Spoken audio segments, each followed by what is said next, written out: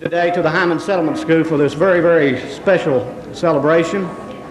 My name is Mike Mullins. I'm director of the Hindman Settlement School, and I've been here going on 9 years, and there's been a lot of great times at this institution since I've been here, and I'm looking forward to this one because it is very special in a lot of ways.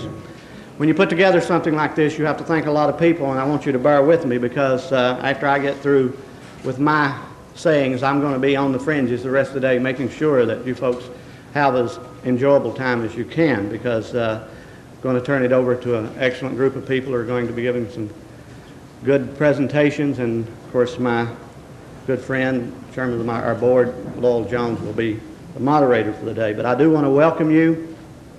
I want to welcome you from Mrs. Elizabeth Watts, who cannot be with us today. Ms. Watts, longtime director of this institution, who will be 96 years of age this coming Sunday. We will be going down this Saturday to help celebrate her 96th birthday. She's in Knoxville, Tennessee. And I just want to bring special greetings from Miss Elizabeth Watts. There's a lot of groups and individuals here today I'd kind of like to recognize, and I'll go through them rather hurriedly. I don't think that we'll have you to stand or anything. I just want to let you know that these people are here.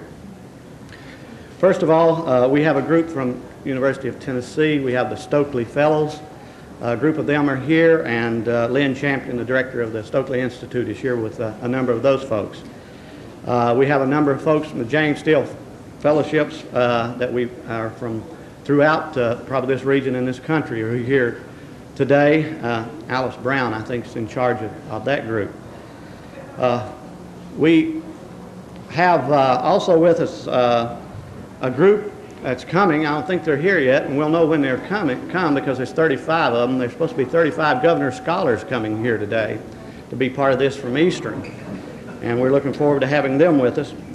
We have a number of Humanities Council members, Kentucky Arts Council members that have traveled from throughout the state. I'd like to especially mention Margaret Trevathan, who came all the way from Western Kentucky, the chairman of the Kentucky Arts Council Board of Directors, and I'm just really pleased to have Margaret with us. She came a great way. And then I look over in the corner, we have the Commissioner of Arts, Crit Llewellyn, with us, standing over here with that infamous apple shopper, Herbie Smith. And he's over there. I'm sure he's trying to talk him out of some money. I know Herbie. I would be Herbie. I'm going to get my chance later on.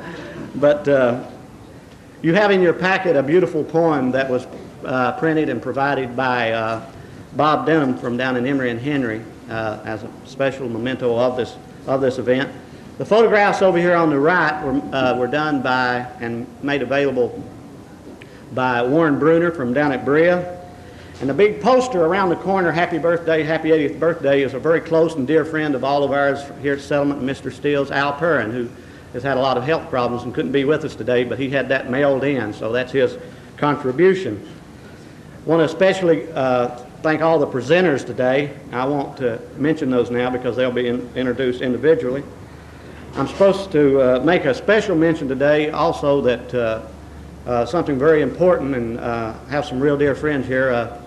Virginia and Beckham Combs, Mr. Steele's raising a garden over there this year, and he wanted to tell all you folks that he does have a garden, and at the end of the day, you're more than welcome to go over and look at it. You know, you're more than welcome. Have plenty of lemonade and tea around the corner, folks. We're going to keep it out there all day. We got all these portable air conditioners here too. Now we've got to get in synchronize this. We got to go to the left, and then we got to go to the right, and we get all these things worked up right. We'll all be cool in here today. We want this to be a fun day today, and that's the main thing. It's going to be hot. If you come to Hindman Settlement School in the summer, it's going to be hot. And we've always, these folks who come to our writer's workshop, Gurney Norman and some of these folks, they feel at home. They just know that this is what to expect. I didn't expect close to 100-degree temperatures today, but we encourage you to come and go as you want to. Lunch is going to be served at 12. And you can eat in the dining hall, go out on the grounds, any place you want to. I mean, we just want to encourage you to get to the coolest spots you can. These, of course, were Hindman Funeral Home. They give walk-in discounts for anybody that wants them. Just wanted to let you know that. Those folks are always willing to serve us. And I'd like to also mention that I have two special guests. I guess that's only two I have here today. I have to recognize your board members. Lowell Jones is on our board of directors, and then Al Smith. Where's Al? Stand up. He's going to be presenting today, but Al Smith. I have two members of my board here today, and some more will be coming in. So I think I've taken care of all of my thank yous. I want to thank all these folks from the media for coming and being with us today. We have folks from various media coming today, and I will be available on the fringes, as I said. The media, if you need to get a talk with Mr. Steele, and I will drag him off to a corner someplace and make sure you get your chance with him. I'd like this time to recognize one of the most important guests here today, and I do want her to stand with her family. And that's Mr. Steele's niece, Miss Helen Swain, who is here with her, I think it's her daughter and granddaughter. Would you folks stand? These are his family members, and I'd like to give them a real hand.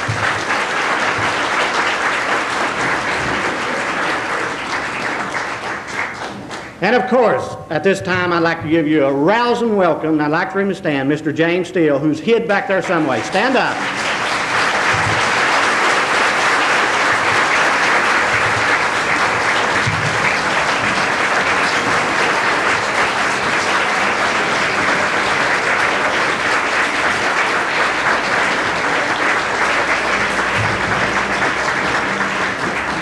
Let's don't overdo it. That head is already too big right now. He's not got a hat he can wear already, so we're just going to have to watch that today.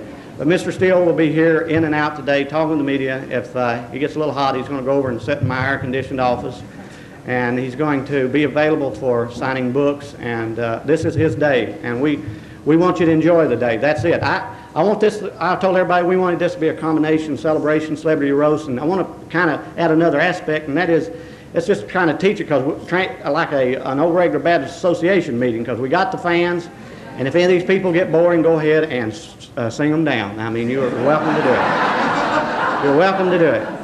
So the other thing is, I want everybody out there that's got a tie that is too tight, I want you to loosen that. I want you to take those coats off, and I want you to get as comfortable as you can. And at this time, I'd like to introduce our moderator for the day, a very close friend, the only person I had an Appalachian Studies course under, Mr. Lowell Jones, chairman of our board, director of the Appalachian Center at Berea College, and just a great friend of all of us folks here at Hindman and throughout these mountains. Let's introduce Lowell Jones.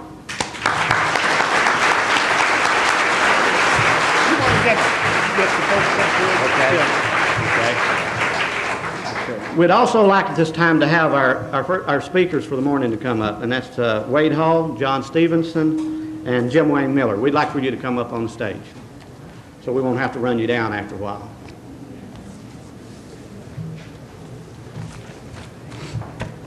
In a particular place you want us to sit? Yes.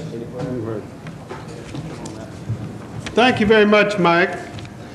It's a real pleasure to look out and see so many people and from so many places in the region. I suspect that your presence here is going to make it harder for James to say, as he sometimes does, that nobody pays any attention to him. This is in honor of a great writer, a person that many of us have known for a long time. It's also an opportunity, Mike used the word I believe roast at one point or another. Someone described a roast as a chance for people to say things about someone they wouldn't dare say otherwise. So maybe we will learn a little more about James Steele today than we have read in the Lexington Herald Leader and the Courier Journal, Jim Wayne's fine article and one thing or another. We're looking forward to it. My purpose is to introduce people, but I wanted to do something other than that, so I decided to try a little verse. Now this is in a very difficult form, in rhyming meter and rhyme and meter and so forth. I'll share a few of these as we go along. This is the first one. He lives on Troublesome Creek except for the end of the week. Then he rambles around and digs in the ground and talks with his tongue in his cheek. It's my pleasure to introduce first today Dr. John Stevenson, who is my boss at Berea.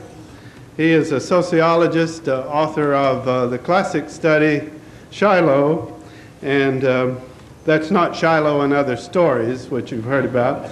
And his latest work is on the Scottish community, Ford. He is president of Berea College, a longtime friend of James Still. Dr. Stevenson.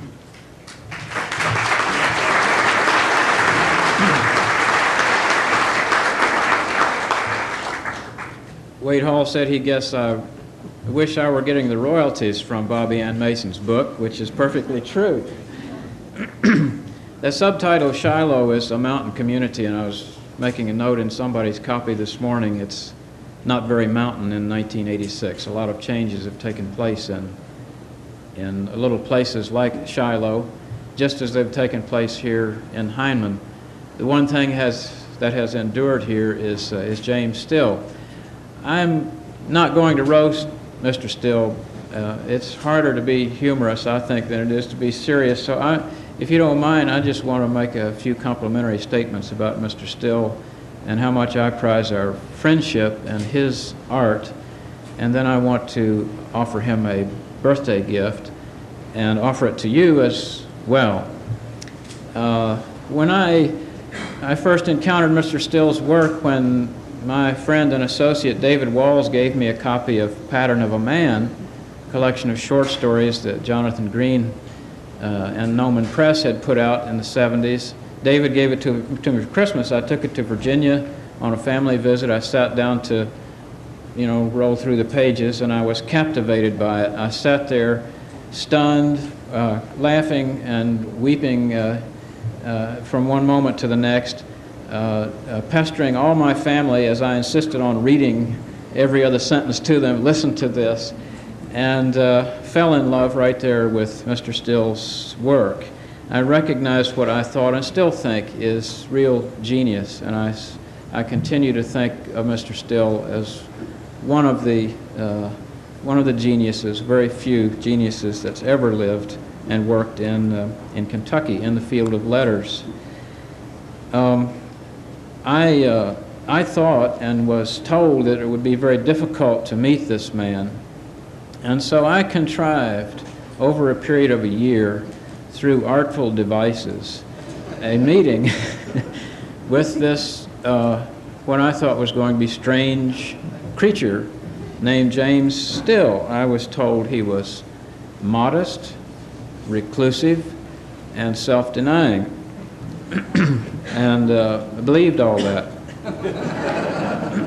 And so I sent word up by this person and then that person that John Stevenson, who's the professor of this and that down at UK, would really like to meet you, and would it be all right? And the word came back, yeah, I guess it would be all right. So I arranged to come up here and picked up Mr. Still outside here in the parking lot, and we went down the road for lunch at the Pioneer, I guess it was.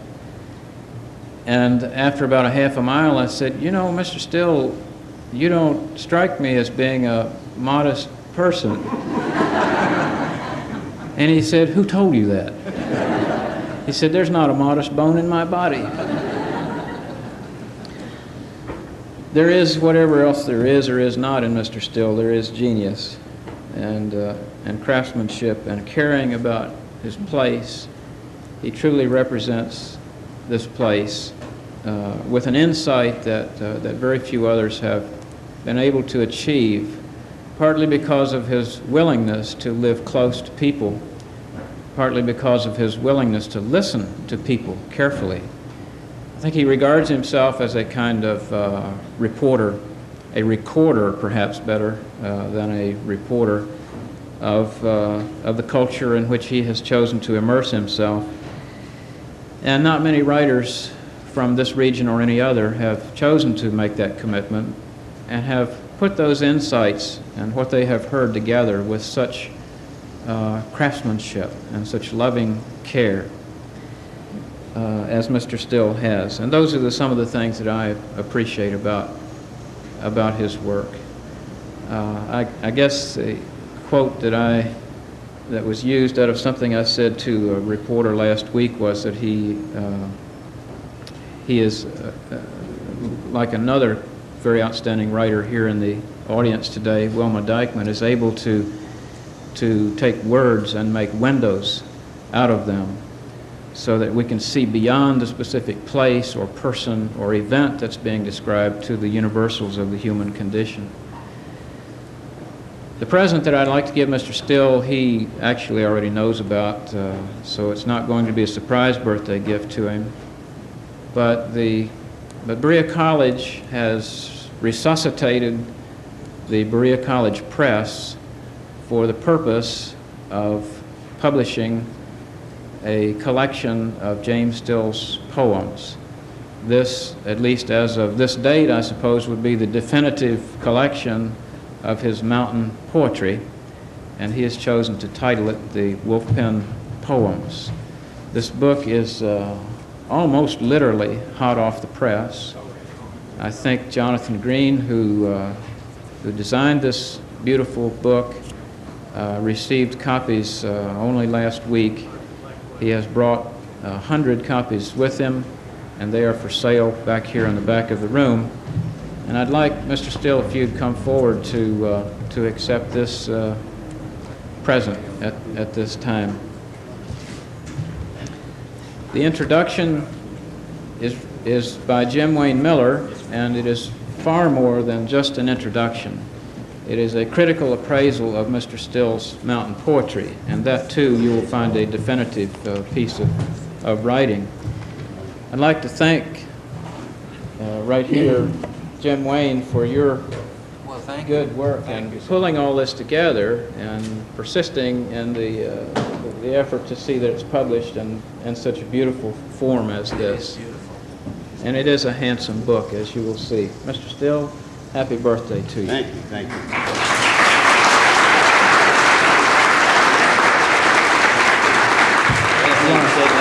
Okay.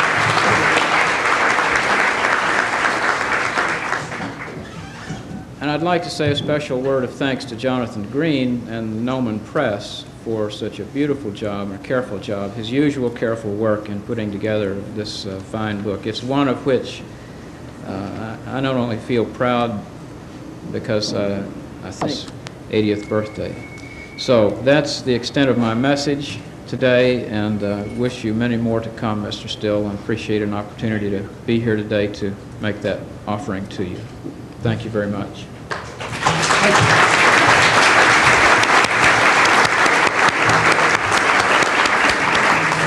Thank you, John. A good many years ago, I used the word modest in connection with Mr. Still, and he observed that modesty connotes something to be modest about. And I've been pondering that for about 20 years. It works both ways, I believe. A sly fellow is J. Still, who peers from the side of the hill. He spies on his neighbors from his gardenly labors, then retires his notebooks to fill. It's a pleasure to introduce Wade Hall and to have him here with us today. He is chairman of humanities at Bellarmine College and has a television show in Louisville. He's frequently seen in the Courier Journal and elsewhere reviewing books, and we're pleased to have him here today. Dr. Hall.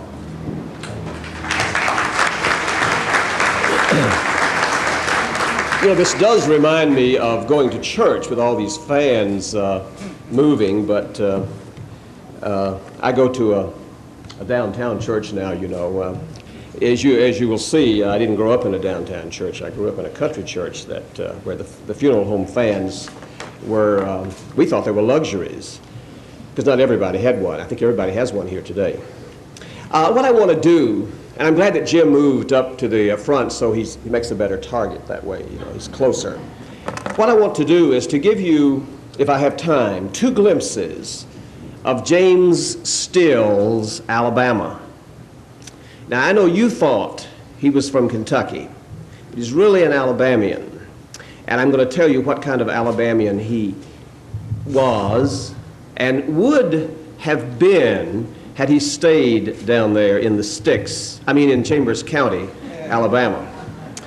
I'm going to give you a 19th century view, and well, it's not exactly a view of Still, but it's a view of someone who might help you to understand Jim Still a little bit better, I hope. It's good to be shifty in a new country. No, those are not James Still's words, though they could be. They were written by a compatriot of James Still, a man named Johnson J. Hooper, who lived in Lafayette. That's Lafayette, not Lafayette, right? It's Lafayette, Chambers County, Alabama, during the first half of the 19th century.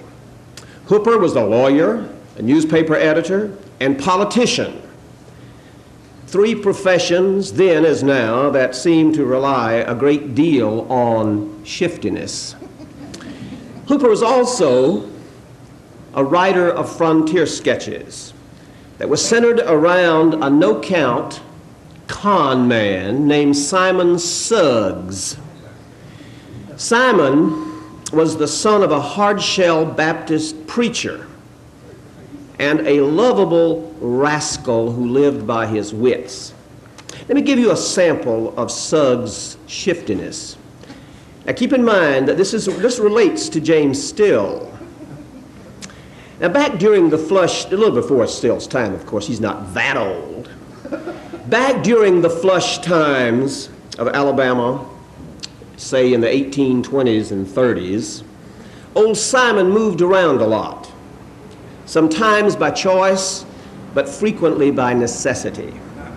According to Hooper, Suggs had somehow hornswoggled a captaincy in the militia and had settled for a while on some public land along the Tallapoosa River in a town of Creek Indians called Okfuskee. Here he decided to make some money by speculating in Indian land, though he had no money. I'm quoting, "Any fool," he reasoned, "could speculate if he had money. But to buy, to sell, to make profits without a cent in one's pocket, this required judgment, discretion, ingenuity, in short, genius." Jim Still, hasn't he already been called a genius here today? So Simon goes into business by fleecing land speculators from Georgia and Tennessee, where the people are not quite as smart as they are in Alabama, and in the settled parts of Alabama. One night, old Simon was staying at a tavern on the Montgomery Road near Wetumpka, waiting for a likely victim on the way to the capital to enter a claim for land. Captain Simon ate his supper, looked around for a victim, saw that there was no one handy, so he decided he'd go to bed. I'm going to read from this very quickly. He had hardly fixed himself snugly between the sheets, however, when two persons rode up to the house. He stayed at a public house, an inn, owned by a man named Doublejoy.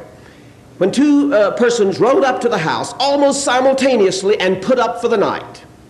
One of these persons came from the direction of Wetumpka, the other from the Georgia end of the road. It was not long before the newcomers, who proved to be old acquaintances, had dispatched supper and taken a bed together in a room adjoining the captain's.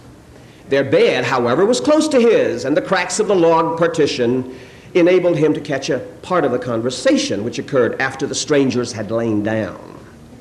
From it, he gathered the facts that one of the parties was bound for Montgomery, or as we say down there, Montgomery, and that his object was to enter a tract of land upon which was a very valuable mill shoal.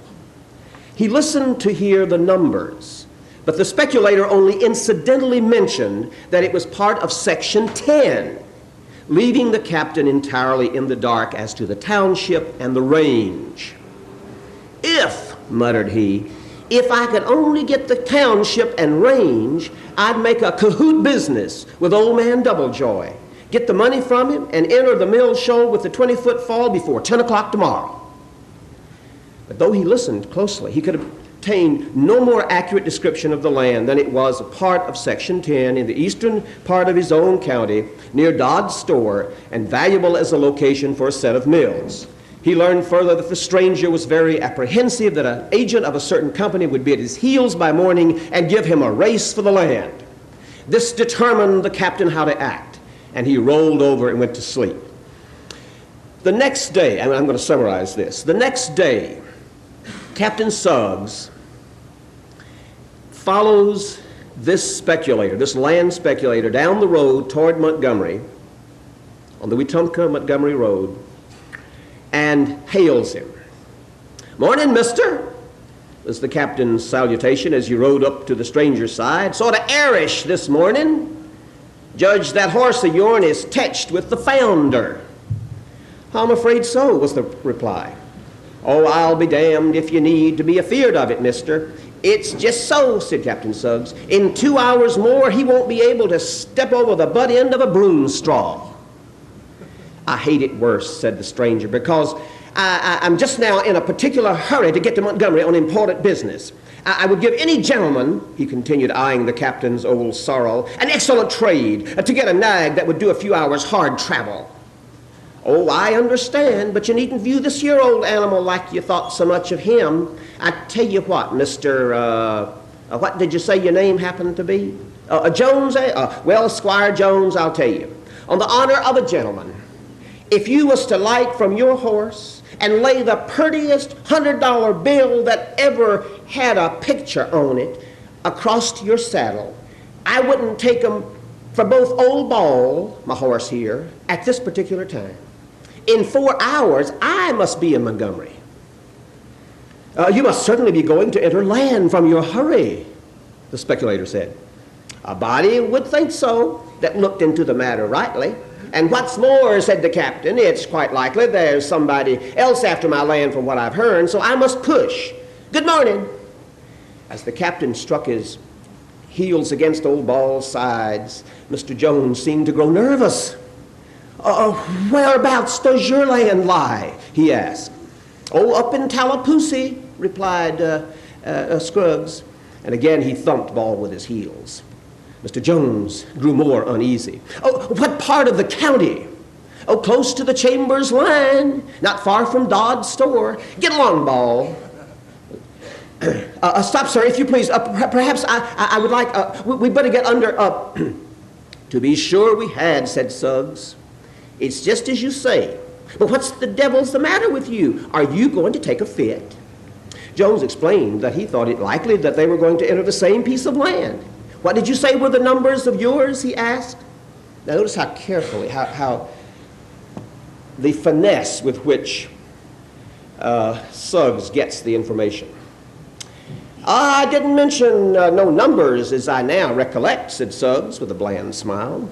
"Howsomever, Squire Jones, as it looks like your gear don't fit you somehow, I'll just tell you that the land I'm after is a darn little no-count quarter section that nobody would have but me. It's poor and piney, but it's got a snug little shoal on it with 20 or 25-foot fall, and maybe they'll want to build a little town on at Dodds some of these days, and I might sell them the lumber.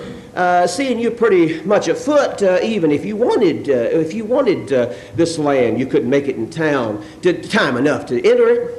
Well, I may as well give you the numbers if I can without looking into my pocketbook. It's, let me see, 10, section 10, township, oh, darn the number, I never can remember. Southeast quarter of 10, 22, 25, ain't it?" said Jones, who looked perfectly wild. "Now you hit me. Good as 4 aces. "Them's the figures," said Captain Suggs. "It's the same piece I'm after. I'll give you $50 if you let me enter it." Well, I'm going to stop here with this, but Simon Suggs winds up getting $150 for this other man's land if he promises not to enter the land. Also, he trades his old sorry horse for the speculator's horse. And then this is the way the sketch ends. Turning his horse's head homeward, Captain Suggs soliloquized somewhat in this vein. A pretty tolerable fair morning's work, I should say. $170 in the clear. And a horse with just $50 more than Old Ball. That makes about $220 as nigh as I can guess.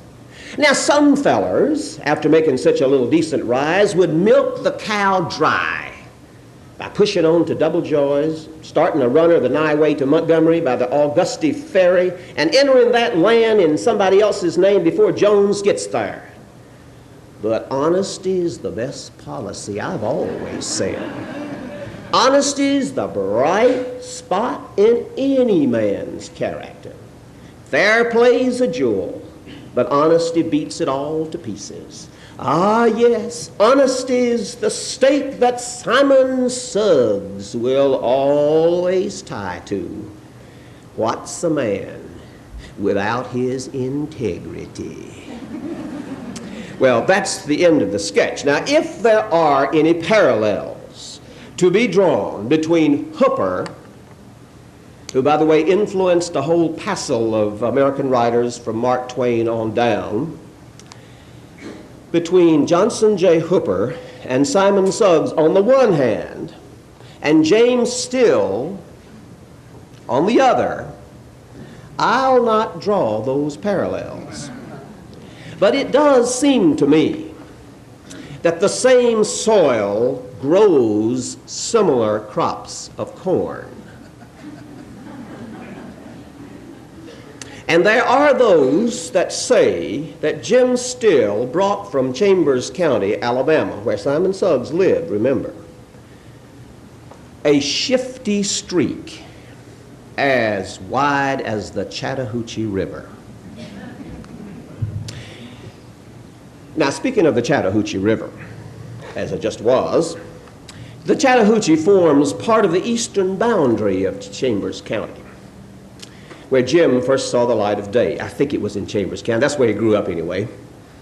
Now, unless you were born in Chambers County, you've probably never been there, much to your advantage. Even with a road map, it's hard to locate. There are, in fact, more roads leading out of Chambers County than into it, which probably accounts for the demographic prophecy that by the year 2000, the only people that will be left in the county will be the high sheriff in Lafayette, the ag teacher at the county high school, and a couple of centenarian lit heads in Lynette. But I've been to Chambers County, and I know it all the way from Stroud to Oak Bowery. When I was in the Army and stationed up at Fort McClellan in Anniston, the only way I could get from Anniston, Fort McClellan, to my home in Bullock County, which was 3 counties south of Chambers, was to take Highway 431, which unfortunately leads through Chambers County. I was always so relieved when I got through Chambers County. It seemed to me it was still a dangerous place to go through. But even before that, I knew Chambers County by reputation.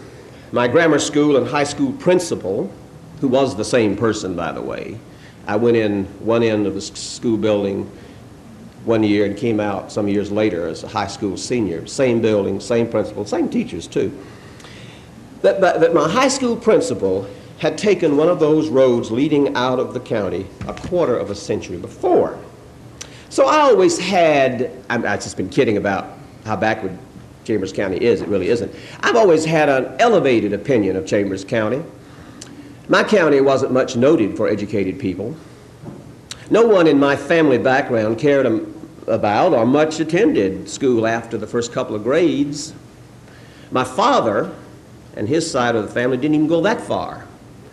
My mother was born and grew up in a house without running water, except for the branch behind the garden, without electricity, and without a telephone. Despite these deprivations, however, she, believe it or not, managed to marry beneath herself.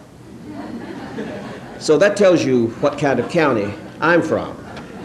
We would have considered James Still's family high class. What with a school teacher, or several school teachers in it, and more importantly, a horse doctor. The only horse doctors we knew were a couple of granny women, including my mother's mother, who applied Watkins liniment to whichever part of the horse or mule or cow or dog or young'un that seemed to be ailing. Sometimes they'd add some secret herbs and spices to enhance the healing power of the Watkins elixir. If all else failed, they'd shoot the sick critter. My grandmother, whose name was Tressie Ryder Waters, and all this, by the way, is gospel, was an expert with a 12-gauge shotgun, which came in handy when she wanted to rid the world of snakes, hawks, and mad dogs, or scare away some elegant place to live. After all, he has windows with glass. They had shutters. And I don't mean the downtown kind of shutters. These were wooden shutters, the only kind to close over the windows. And he has screens on his doors, I believe, if I remember correctly. Their doors had signs welcoming flies, lightning bugs, wasps, bees, mosquitoes, and any other flying or crawling insect that wanted to come in out of the night or day. Sometimes at the supper table, we had to eat with one hand and scrape away flies with the other. I think I'm kidding. I'm sure the house that Jim grew up in was a couple of steps up on the one that my mother and later my brothers and I grew up in. He probably had a kerosene lamp for each room, maybe even electricity, I don't know. And unlike me, he probably had talked on a telephone before he went off to college. I had not. I do think, however, that my first grade teacher was a bit more advanced than his Miss Porterfield. My Ms. Waller, as her name was, didn't use a chalk outline which you put on the desk, according to Jim Wayne Miller's article in the Curry Journal, and then give him grains of corn in order to teach. That's the way she taught him how to write his name. My first grade teacher gave me a straight pen and a piece of paper on which she had lettered my name, W-A-D-E. And I had to punch the holes that followed the pencil marks. Some of you may remember that. When I graduated from writing my name to reading the Dick and Jane charts, she knew I had promise, unlike Jim's first grade teacher, who said that she never thought he'd be the one to go to college. You remember? She liked me too. I was never the teacher's pet, because she never tied me to my desk the way she tied Fonzie Welch. You'd have to know Fonzie to know how much he deserved it. That was the only way she could teach Fonzie not to carry green snakes and crab apples in his pocket, or to shoot girls with his slingshot. And for all I know, Jim's family may have had a radio that worked all the time. I was lucky when the batteries in our old radio were strong enough to pull in the Grand Ole Opry in Nashville, or WWL in New Orleans, or even WSFA in Montgomery. Since I'm a little younger than Jim, I doubt if he was ever privileged, though, to listen to Pop Jr. and Tut. You know, I knew you wouldn't. On Sunday afternoons from WSFA, they sang gospel songs like Mother's Not Dead, She's Only A-Sleepin'. Songs that certainly raised my spiritual level and probably would have made Jim a better man, too. I'm sure that Jim was already living on Dead Mare Branch when Hank Williams was playing the honky-tonks of central Alabama and singing about cheating hearts and pistol-packing mamas, and something that I never found out about called jambalaya. Of course, I never went to any of those concerts either. I even missed Hank's funeral at the City Auditorium in Montgomery, but I heard it was a grand affair with many people converted and saved. The preacher was a good Baptist preacher. To be perfectly honest, Jim had already left East Alabama by the time I was born, but change is slow down home, especially in the rural counties, and I'm sure my experiences were not far removed from his. Mine, in fact, from all indications, were much more primitive than his. But like him, we had our master times, hog killings, syrup makings, we always said syrup makings, protracted meetings, we call them tracted meetings, baptizings, of course, if the tracted meeting was successful, buryings were big deals, and occasionally 4-H club frolics. These breaks in routine relieved the loneliness, the boredom, and the back-breaking work that never let up. My people never took vacations, and they retired when they died. Indeed, the only lasting solace a person could anticipate was in the sweet by and by in the land beyond the river. Sometimes the dulling routine was broken for the men by whiskey and by violence, but more often we broke the routine with gatherings associated with school, church, and farm work. Now, Jim Still may say that he has been writing about Kentucky and Knott County for 50 years, but I'll bet my Confederate money that he's also remembering his growing up days down in Chambers County and the master times of those years. I want to conclude with a short story. Let's pretend that Jim, well, it's not that short, but it's short. Let's pretend, if somebody starts singing, I'm going to duck out this door. Let's pretend that Jim grew up where I did, about 50 miles south of Lafayette.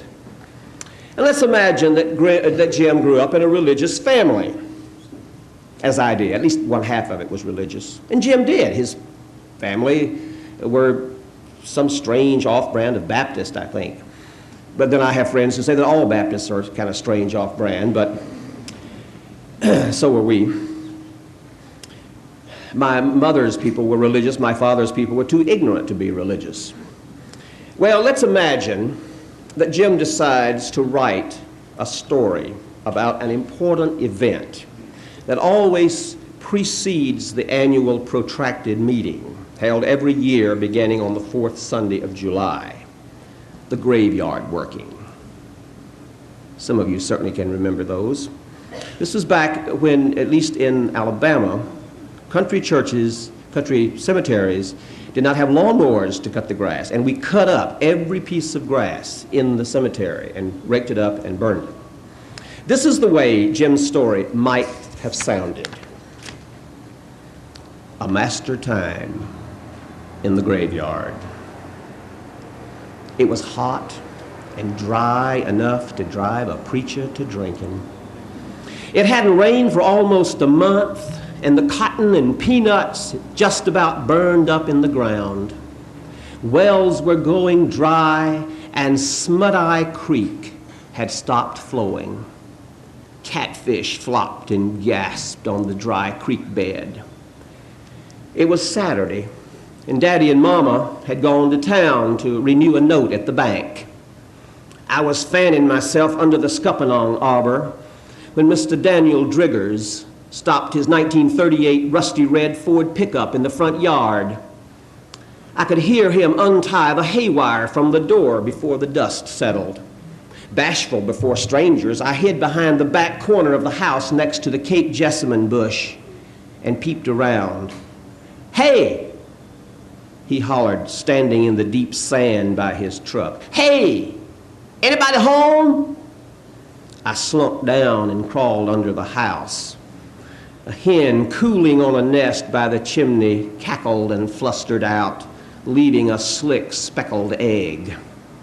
"Joe Tom, is that you under that house?" I heard Mr. Daniel walking around. Then he tapped the clapboards with his cane. "You tell your mama and papa there's to be a work-in over to Macedonia next Saturday a week. We expect y'all all to be there, seeing that you got more graves than anybody else to cut off."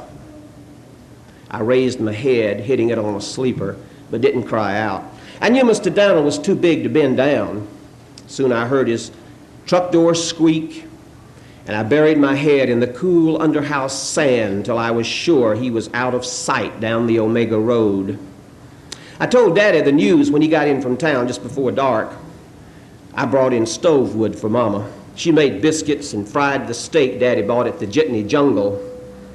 "It's going to be a heap of work," Daddy said. "You know I don't have nobody on the place this year to help, just me and you and your mama. I can't afford to hire nobody, and we got to have them graves cleaned off before meeting time. It would be a disgrace to our name. Now don't you pout, Joe Tom. You'll have a master time. You can rake. And there'll be good eats. Your mama can make a sweet potato pie to carry." Every year before, I had played hiding and cracked the whip and tag and with the other young'uns, but I knew I was getting too big for games. Next February, I would be 10. It was time to shoulder some responsibilities as a man. Saturday fell on the hottest day of the summer. Everything green had turned brown from lack of rain. We got up before day, collected the hose, the rake, and pitchfork into the bed of the truck, and set off by first light down Beaver Dam Road. We rumbled over the wooden bridge and pulled up Boswell Hill. The sun was just lighting up the old empty Boswell house when we passed. They said old Mr. Boswell used to live there with his son and his son's wife till his son shot him for doing something to her he shouldn't have. But they never told me what it was. We halted under the tall pine trees by the main gate. Part of the Driggers family was already there. They looked up and nodded. Daddy said, "We'll do the Kaler corner first and work our way toward the gate." Mama took our basket of fried chicken, boiled peas, fried corn and cornbread, and sweet potato pie and placed it on the long table under the trees. Before long, I knew the table would be sagging with ham and chicken, whatever vegetables the drought had spared, and a passel of pies and big jugs of iced tea. We carried our hose and rake over our shoulders through the brown, dew-wet grass and weeds.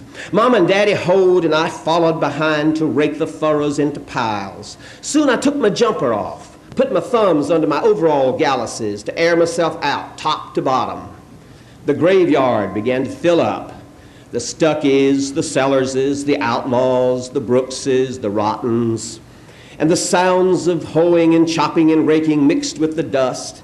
Whenever a pile was big enough, it was set afire, and small puffs of smoke covered the ground. About mid-morning, I sat down to rest a spell. I looked over what we had done and felt proud. We had cleaned the Allens, the Griders, the Teals, the Corleys, just about all our kin.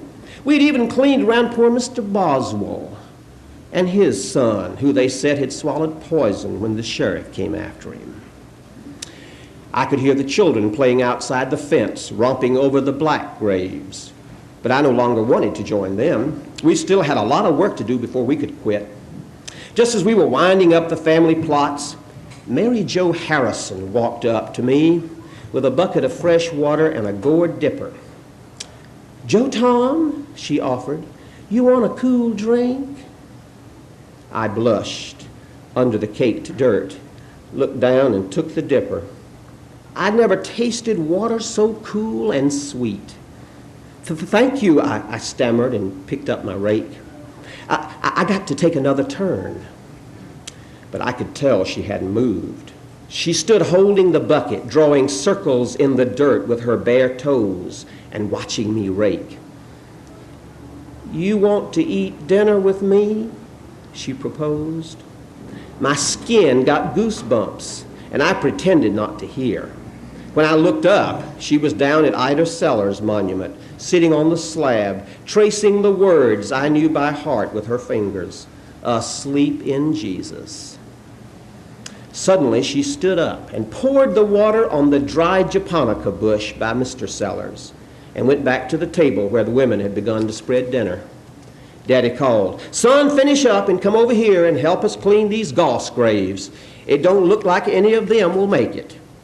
I joined the other men and raked behind them till we were stopped by Mrs. Vickery's dinner bell.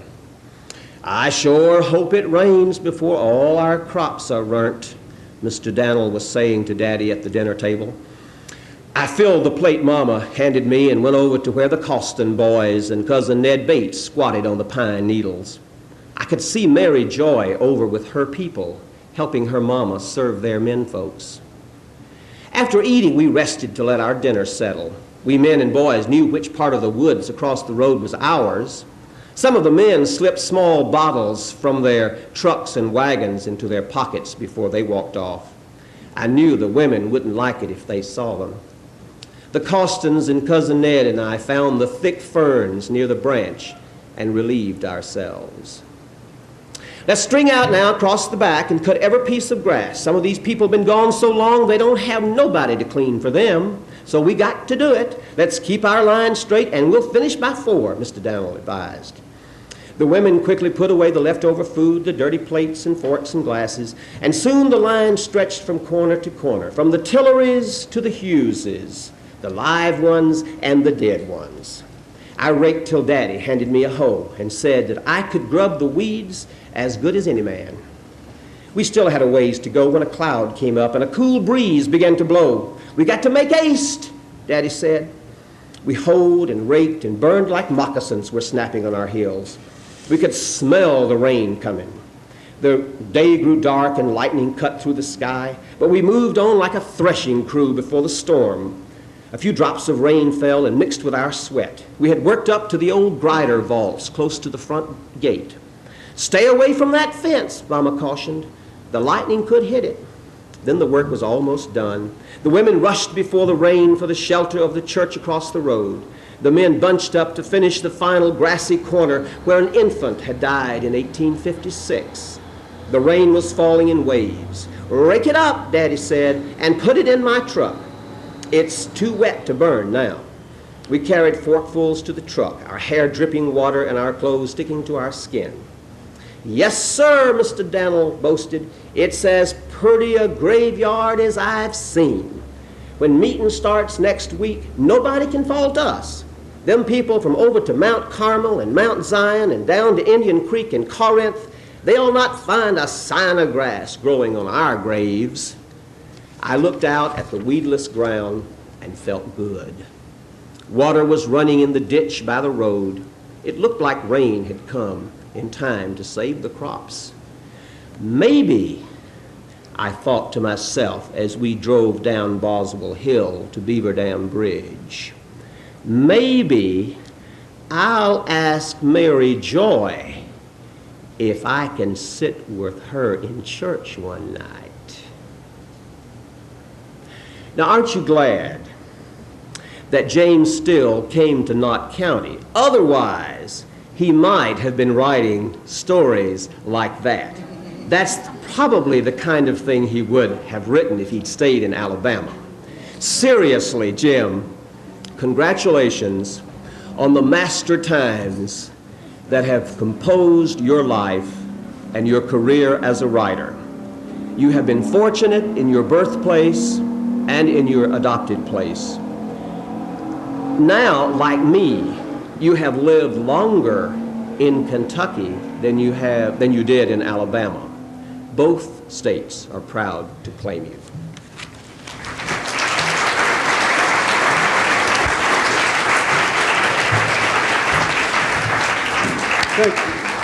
Thank you, Wade. I feel called upon to remark, if it's any comfort to you, that I've seen more people too educated to be religious than too ignorant. Oh, is that it?